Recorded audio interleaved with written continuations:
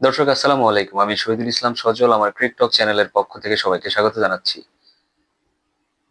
ধরেন আজকে যদি রাস্তায় একটা স্লোগান ওঠে যে বাংলাদেশের ২ গালে ওইটা মারো তালে তালে। যদি এরকম কোনো স্লোগান উঠে, দেশের মানুষ যদি এটা বলে বাংলাদেশের ক্রিকেটারদেরকে নিয়ে, আপনি কি ফিরাতে পারবেন? আমার কাছে মনে হয় না ফেরানোর কোনো ওয়ে আছে। কারণ দর্শক তো খেলা দেখে, টাকা পয়সা খরচ করেই খেলা দেখে। যেহেতু এখন দেশের বাহিরে খেলা হচ্ছে, দেশের বাহিরে যাওয়া পসিবল না। তারা টিভিতে দেখে, কেউ ফোনে দেখে, যেটাই করেই দেখুক না কেন তারা জাস্ট টাকা খরচ করেই খেলা দেখে as far as I know। বাংলাদেশের আজকে যে ব্যাটিং পারফরম্যান্স ছিল ন্যক্কারজনক, বিভীষিকাময়, হতাশাজনক। যত ধরনের বিশেষণে আপনি বিশেষায়িত করেন না কেন, আজকের এই ব্যাটিং পারফরম্যান্স ঠিক ততটাই কমতি পড়ে যাবে। ঠিক ততটাই কমতি পড়ে যাবে। আমার তো ইচ্ছে হচ্ছে যে আজকে বাংলাদেশকে আমি ইচ্ছে মতো অনেক কিছু গালাগালি করি, বকাবকি করি। কিন্তু না, কেন জানি গালাগালিও করতে ইচ্ছে করতেছে না, বকতে ইচ্ছে করতেছে না। কারণ লাস্ট আমার যেটা মনে পড়ে, বাংলাদেশ এই যে আম ১০৯ রানে অল আউট হয়ে গিয়েছিল বা ১০৫ রানে অল আউট হয়েছিল এর আগে একবার ইন্ডিয়ার এগেইনস্টে। তার আগে বহুত বছর আগে বাংলাদেশ আরেকবার ওয়েস্ট ইন্ডিজের এগেইনস্টে এইভাবে ন্যক্কারজনক ভাবে অল আউট হয়ে গিয়েছিল 100 রান করতে গিয়ে ৫০ ওভারের খেলায়। ভাই, আমি একটা জিনিস বুঝলাম না, টি-টোয়েন্টি খেলাও তো এর চাইতে ভালো খেলছে বাংলাদেশ। ওয়ানডেতে এসে এমন কি হলো? টি-টোয়েন্টিতে অ্যাপ্রোচ করতে গিয়ে কি আমরা ওয়ানডের খেলাটা ভুলে গেলাম? আমরা ওয়ানডের খেলাটা কি করে ভুলে যাই? কেমনে ভুলে যাই আমরা? যেখানে বাংলাদেশের বোলাররা বাংলাদেশের ব্যাটারদেরকে এত সুন্দর একটা সুযোগ তৈরি করে দিল, মাত্র ১৯১ রানের একটা টার্গেট ছিল বাংলাদেশের জেতার জন্য।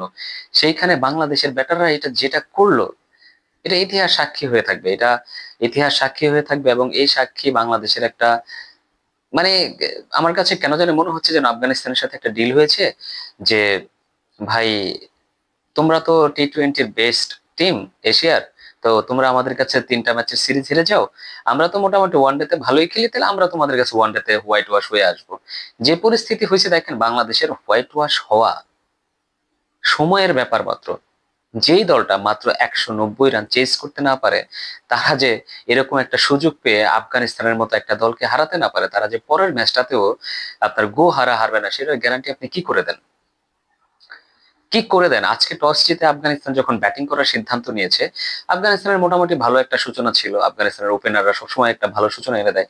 বাংলাদেশের মতো অগা মূর্খ মার্কা ওপেনার তাদের নাই, যে তারা আসলে এসেই 0 রানে ১ উইকেট দিয়ে বসবে, যেটা আমাদের তানজিদ হাসান তামিম করেন, প্রতি ম্যাচেই করেন। আফগানিস্তানের সামনে আসলে তানজিদ হাসান তামিম ১ ঢোক পানি বেশি খান বা ২-৩ ঢোক পানি বেশি খান, যেন তিনি আউট হওয়ার জন্য একটা উৎসবে আসেন, যে তাকে আউট হইতেই হবে। একজন ব্যাটসম্যানের বডি ল্যাঙ্গুয়েজ দেখলেই বিপরীত পক্ষের ক্রিকেটাররা বুঝে যায় যে how much he is Gaana lasting, কতক্ষণ সময় ব্যাপী সে আসলে লাস্টিং করতে যাচ্ছে উইকেটে। এটা একজন ব্যাটসম্যানের অ্যাপ্রোচ দেখলেই বোঝা যায়। তানজিদ হাসান তামিম ঠিক সেই ব্যাপারই একজন ব্যাটার। প্রথম ইনিংসটাতেও আমরা দেখেছি, প্রথম ম্যাচটাতে, আজকেও সেম সেম একটা ম্যাচ দেখলাম, আজমতুল্লাহ ওমর শাহের বলেই তাকে আউট হইতে হবে। এটা মানে পাকাপোক্ত হয়ে গেছে যে এটা একটা লিস্ট করা, যে অমুক ব্যাটার ব্যাটিং এ আসবে, অমুক বোলার বোলিং এ আসবে, তাকে আমি আউট করে দিব। অন্য যেমন ধরেন যে লেখা থাকে, এরকমটা লেখা থাকে তানজিদ হাসান তামিম, আজমতুল্লাহ ওমরজাই, নাজমুল হাসান শান্ত, আজমতুল্লাহ ওমরজাই, জাকির আলী অনেক, রশিদ খান। এইভাবে করে লিস্টিং করা থাকে কে কাকে আউট করবে। আর যেভাবে যেভাবে লিস্টিং করা থাকে, ফিক্স করা থাকে, আমার কাছে মনে হয় সেইভাবে ব্যাটাররা তাদের কাছে উইকেট গুলা দিয়ে বিলিয়ে আসে। দেখেন আজকে আমরা কোন জায়গাটায় ম্যাচটা হেরেছি আপনার কি মনে হয়? আপনি সাইফ হাসানকে আজকে দোষ দিবেন? আমি সাইফ হাসানকে দোষ দিব না, কারণ সাইফ হাসানের অ্যাপ্রোচ, অ্যাটাকিং ক্রিকেট আমার ভালোই লাগে। ভালোই লাগে, ভালো শট খেলে আউট হয়ে যান, সেটা অন্য বিষয়। কিন্তু আপনাদের মতো ওই যে ব্যাটের কোনায় কাঞ্চিতে লেগে খোঁচা লাগে তারপরে আউট হওয়ার ভয়ে আমরা রান আউট হয়ে যাব, সেটা না। নাজমুল হাসান শান্ত আজকে যেখানে একটা রান নেওয়াটা কষ্ট, সেখানে ডাবল রান নিতে গিয়ে রান আউট হয়ে ফিরে গেছেন। তাকে কোনো না কোনো ভাবে আউট হইতে হবে। অ্যাট দ্য এন্ড যে ড্রামাটা বাংলাদেশ করলো, সেই ড্রামাটা তো একটা পরিপূর্ণতা আসতে হবে। সেই পরিপূর্ণতা কি হয়েছে জানেন? বাংলাদেশ ৮১ রানের একটা ব্যবধানে হেরে গেছে, মাত্র ১৯১ রান চেজ করতে গিয়ে। আর আফগানিস্তান ১৯০ রান ডিফেন্ড করে। চিন্তা করা যায়? আপনি চিন্তা করতে পারেন, তাওহিদ হৃদয় যখন ২৪টা রান করলেন, তখন বাংলাদেশ মোটামুটি একটা ট্র্যাকে। তাওহিদ হৃদয় এবং জাকির আলী অনেক যখন ব্যাটিং করতেছিলেন, বাংলাদেশ মোস্ট বেস্ট ভালো একটা ট্র্যাকে। রশিদ খান তখনও মাত্র তার ৫টা ওভার রানিং চলছে।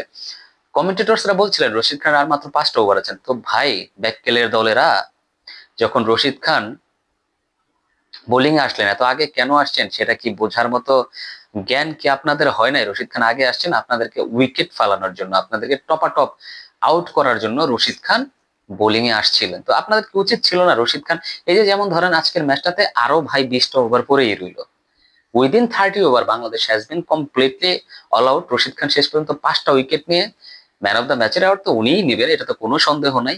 বাট রশিদ খানের এই 5টা ওভার কি খেলে দেওয়া যেত না? আপনি কি করলেন তাওহিদ হৃদয়, আপনি 24টা রান করে আপনার ব্যাটে বল আসছিল, আপনি রশিদ খানের গুগলিটাকে আপনি গেলেন স্লগ সুইপ করতে, আপনি বোল্ড আউট হয়ে ফিরে গেলেন। সেম ভুলটা আপনার করেছে হচ্ছে আমাদের নুরুল হাসান। নুরুল হাসান সোহানও 15টা রান করেছেন, ভালো রিদমে ছিলেন, ব্যাটে বল আসতেছিল, ওরকমটা কোতাকুতি করছিলেন না। উনিও কি করলেন, রশিদ খানকে সেম বল, same delivery, same shot, Towhid Hridoy আর হচ্ছেন আমাদের নুরুল হাসান সোহান একইভাবে আউট হয়ে ফিরে গেছেন। এই যে 2টা উইকেট যাওয়ার পরে, মানে তারা যে ইচ্ছে করে আফগানিস্তানকে এইভাবে উইকেট দিয়ে আসলো ভাই, এইগুলা দেখার পরে আর এই ধরনের ন্যাক্কারজনক ব্যাটিং দেখার পরে বাংলাদেশের মানুষেরা কেন বলবে না যে বাংলাদেশের 2 গালে ওইটা মারো তালে তালে? ওইটা আপনারা বুঝে নিন দর্শক, আপনাদের যদি অন্য কোনো কিছু বসাতে ইচ্ছে করে বিশেষণ আপনারা বসিয়ে নিন, আমার এই ক্ষেত্রে কিছু বলার নাই। বাট আমি জাস্ট এটা বলতে চাই যে বাংলাদেশের এই ধরনের ব্যাটিং পারফরমেন্স নিয়ে আগামী ওয়ার্ল্ড কাপ খেলাটা, যে তাদের প্রস্তুতি ম্যাচ খেলে আসতে হবে নাইজেরিয়া উগান্ডা এদের বিপক্ষে, দ্যাট ইজ ফর শিওর। সেখানে কোনো ধরনের আহ মানে দ্বিধাদ্বন্দ্ব আমার কাজ করতেছে না যে বাংলাদেশ সেখানে আপনার প্রস্তুতি পর্ব খেলবে না। আর প্রস্তুতি পর্ব খেলে যে তারা মূল পর্বে খেলতে পারবে সেটাও একটা সন্দেহ, সেটাও একটা সন্দেহ। যেখানে একটা দেশের ব্যাটাররা, আপনি পরের ম্যাচ হাজার জিতেন ভাই, আফগানিস্তানকে গোহারা হারায় দেন, সেটাতে কোনো বিষয় নাই, সেটার প্রতি কোনো আগ্রহই নাই মানুষের।